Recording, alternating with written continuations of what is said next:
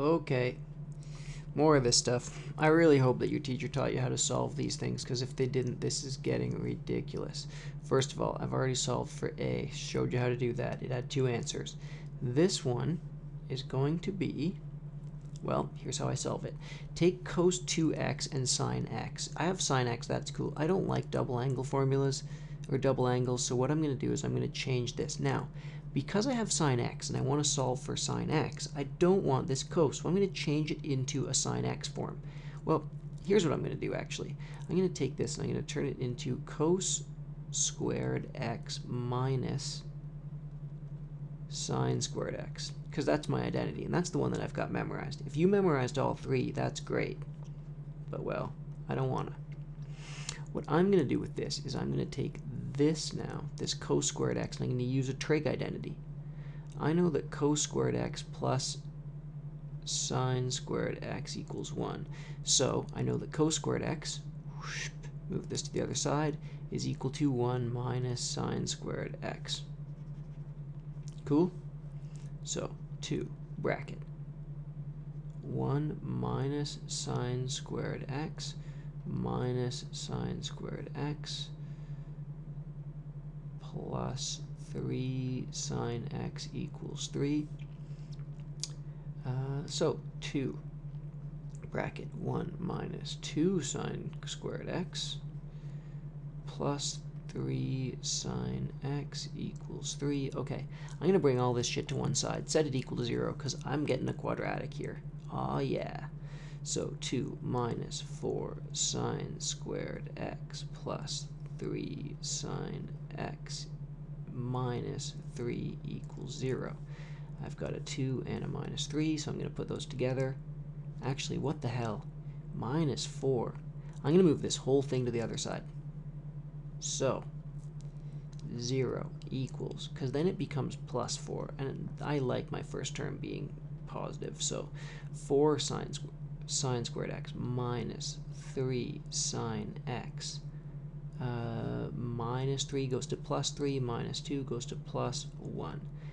Now, what the hell do you do with that? Okay, well, hopefully you've seen this before. You factor it, that's what you do. 0 equals bracket, bracket, bracket, bracket. Okay, I know that I'm going to have sine x and sine x. Now, the question is, how do I multiply to 4? Was that 2 times 2 or 1 times 4? The last one has to be 1, so I know that this has to be 1 times 1. Cool? 1 times 1 is the only way to get to 1. I know that this has to be a negative, so if it multiplies to a positive and adds to a negative, these have to both be negative. And the last thing, how do I get to 3?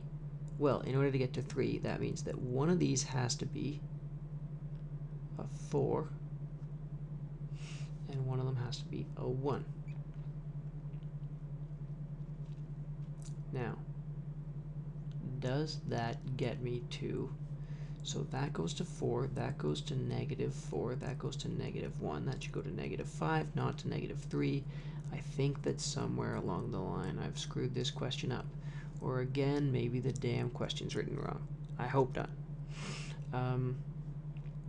Sorry, not to get mad at my audience who wrote me the question. So check this again. I'm going to pause it and do a quick check. Okay, maybe I'm crazy, but I don't think this factors.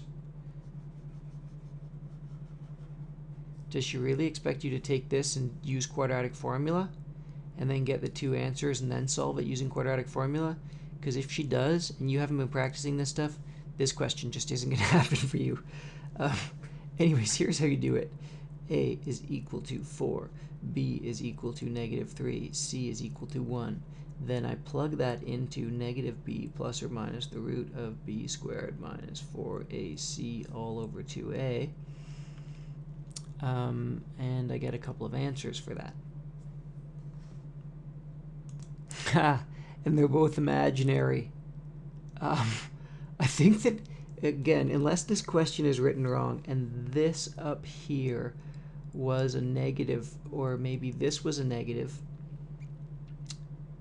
no, that wouldn't work out. This would have to be negative.